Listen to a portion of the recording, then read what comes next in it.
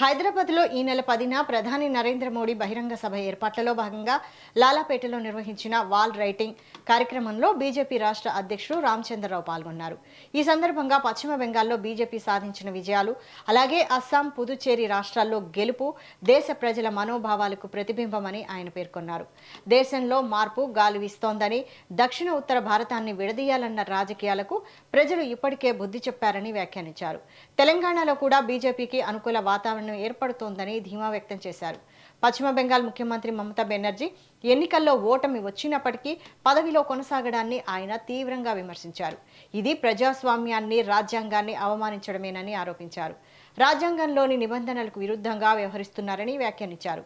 కాంగ్రెస్ నేత రాహుల్ గాంధీపై కూడా ఆయన విమర్శలు గుప్పించారు.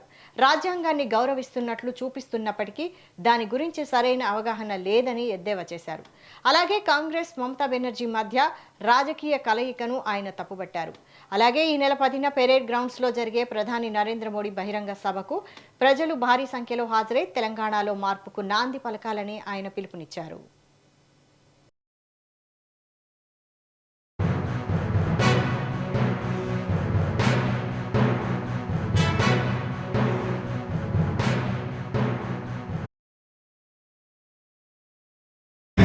లాలాపేట్లో వాల్ రైటింగ్ క్యాంపెయిన్ మోదీ గారి సభకు నేను ప్రారంభోత్సవం చేశాను.